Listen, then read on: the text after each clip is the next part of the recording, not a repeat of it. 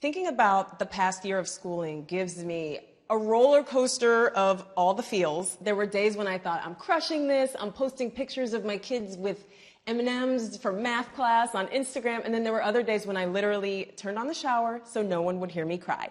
I know, you two are both veterans though, so I'm glad you're here to kind of help me make sense of it all. Nicole Traylor, co-coordinator of Melanated Homeschool Co-op, and Corey McKeown, director of Trinity Homeschool Academy, also known as Teach.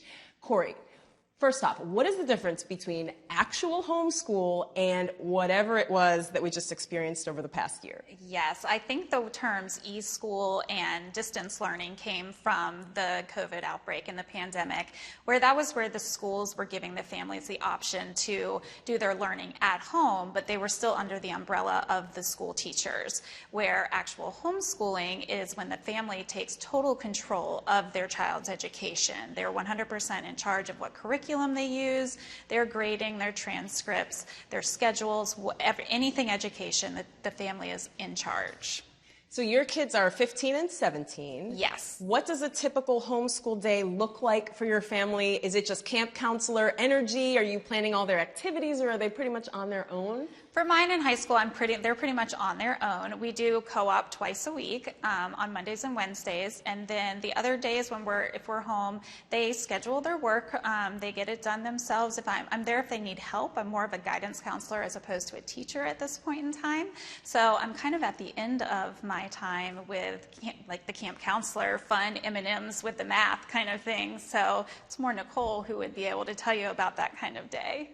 And I can't even tell you how many of the M&Ms I ended up just stress eating over the past year.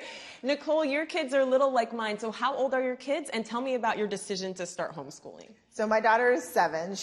This past school year, she would have been going into 1st grade. My son is 9. He would have been going into 3rd grade.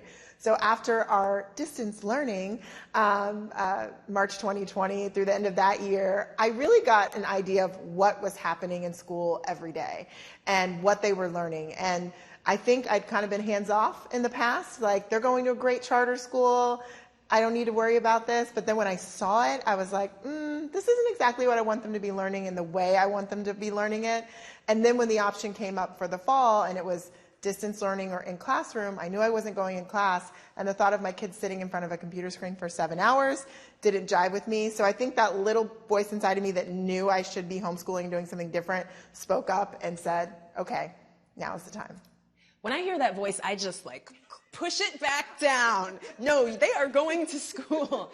Nicole, for people who, like you, saw their kids' school up close and now think, maybe I could do better, what would you say is the next step? Like, what is a practical way that they can kind of dip a toe into the water without totally committing yet? Well, I don't think there's a way to dip a toe in the water, because you have to, either you're in public school or private school or you're not. I don't want to hear that, Nicole. I want to dip my toe.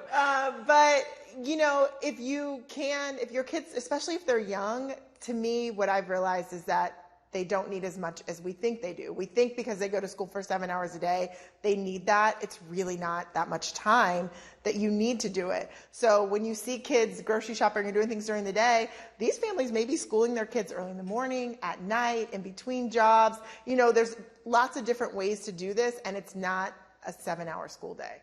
Corey, I know that your family are longtime homeschoolers, but for the rest of us, do you think the pandemic will have a lasting effect on what education looks like?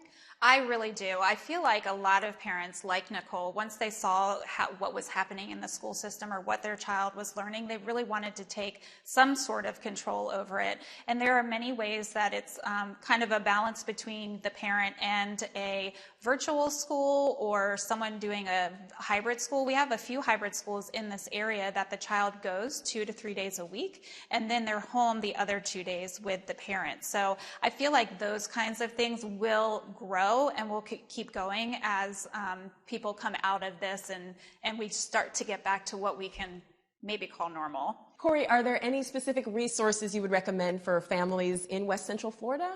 Yes, so in Florida, we have the Florida Parent Educators Association, FPEA.com, and that is where a family can go to read all the laws. They can also find out any groups in their community are listed through the FPEA.